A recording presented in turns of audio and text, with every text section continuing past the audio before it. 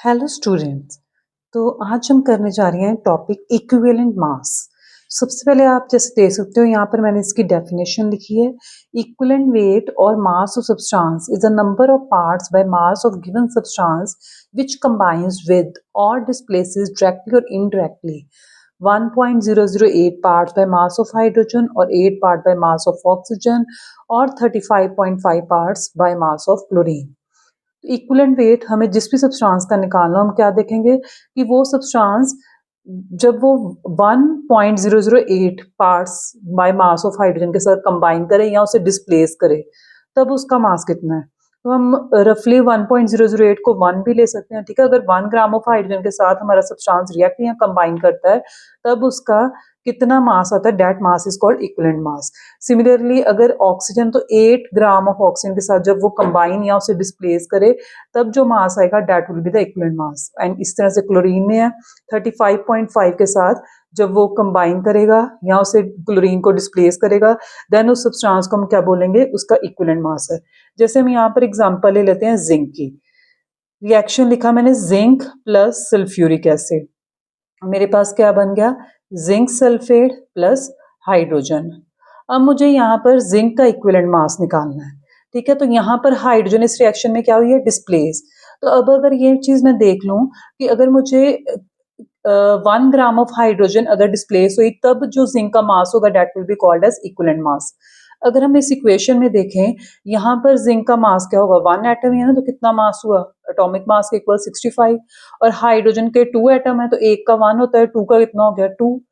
तो यहाँ पर अगर हम देखें हमारे पास जब 2 parts by mass of hydrogen है तो तब कितना जिंक का मास है, कितने जिंक ने 2 पार्ट्स ऑफ हाइड्रोजन को या 2 ग्राम ऑफ हाइड्रोजन को डिस्प्लेस किया है, कितने जिंक ने किया है, 65 parts by mass of zinc ने इसको डिस्प्लेस किया है।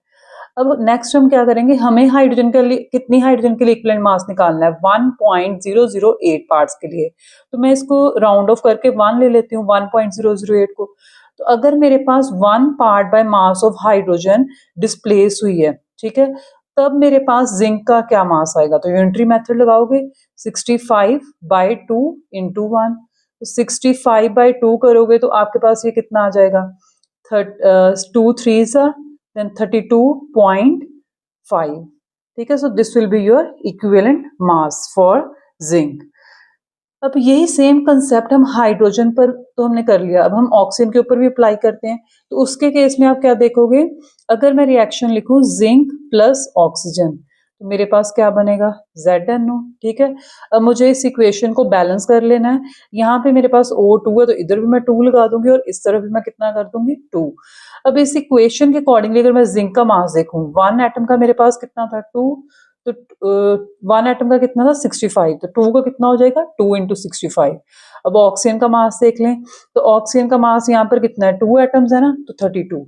अब यहाँ पर ऑक्सीजन जिंक के साथ कंबाइन हो रही है तो हमें देखना है कि जब 8 ग्राम ऑफ ऑक्सीजन या 8 part by mass of oxygen zinc के साथ कंबाइन कर दी तब उसका कितना मास है। तो हम क्या देखेंगे, तो पहली स्टेटमेंट हम क्या बनाएंगे, जब 32 parts by mass of oxygen combines with 32 part कितने जिंक के साथ कंबाइन हुए हैं, 2 इंटू 65 पार्ट्स ऑफ जिंक, ठीक है। अभी हमें कितने पार्ट्स के लिए निकालना है, हमें निकालना है कितने ऑक्सीजन के लिए, 8 part. So 8 part by mass of oxygen कितने जिंक के साथ कंबाइन करेगा, again unitary method 2 into 65 over 32 into 8, 8 1 सा 4 सा 2 1 सा एंड 2 सा, अगेन ये कितना आ गया 65/2 विच विल बी 32.5, ठीक है। तो अभी हमारा लास्ट, अब जो हमारी डेफिनेशन का लास्ट पार्ट था कि जब 35.5 क्लोरीन हो तो उसके विद रिस्पेक्ट टू भी हम इक्विवेलेंट मास निकाल सकते हैं। तो उसके लिए मैं ये इक्वेशन लिख देती हूँ, जिंक प्लस क्लोरीन तो क्या बना, ZnCl2। अब ये इक्वेशन ऑलरेडी बैलेंस्ड है, इस इक्वेशन के अकॉर्डिंगली जिंक का मास कितना हुआ 65 और एक Cl एटम का होता है 35.5, यहाँ पर 2 है तो हम क्या करेंगे 35.5 इंटू 2 तो वो कितना आ जाएगा 71। अब हमें निकालना है जिंक का इक्विवेलेंट मास किसके विद रिस्पेक्ट टू, क्लोरीन के साथ। कितनी क्लोरीन के साथ 35.5 क्लोरीन के साथ जब जिंक कंबाइन करे तब जो उसका मास आएगा that will be called as equivalent mass. अभी इस इक्वेशन में हमारे पास है 71, ठीक है। तो जब हमारे पास 71 पार्ट्स बाय मास लिख सकते हैं 71 ग्राम ऑफ क्लोरीन। सो वो कितने जिंक के साथ कंबाइन हो रही है, combines with 65 gram of zinc. और हमें इक्विवेलेंट मास निकालने के लिए कितनी क्लोरीन लेनी होती है 35.5। अगर इतनी लोगे तो क्या आंसर आएगा 65/71 इंटू 35.5। ये भी आपका डिवाइड करके सेम वही आंसर आ जाएगा। तो हर केस में हमने क्या देखा है, हमें जिसका भी इक्विवेलेंट मास निकालना है उसका इक्विवेलेंट मास या तो आप ऑक्सीजन, वो कितनी ऑक्सीजन के साथ कंबाइन हुआ या कितनी ऑक्सीजन उसने डिस्प्लेस की, कितनी क्लोरीन के साथ कंबाइन हुआ या कितनी क्लोरीन उसने डिस्प्लेस की है, ठीक है।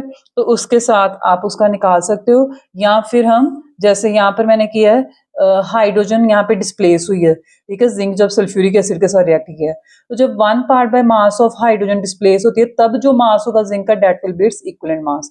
तो ये हमारी डेफिनेशन के अकॉर्डिंगली जो है जिंक का हमने इक्विवेलेंट मास निकाला है तीनों कंसेप्ट्स को यूज करके, हाइड्रोजन, ऑक्सीजन और तीसरा क्या है हमारा chlorine. Thank you so much.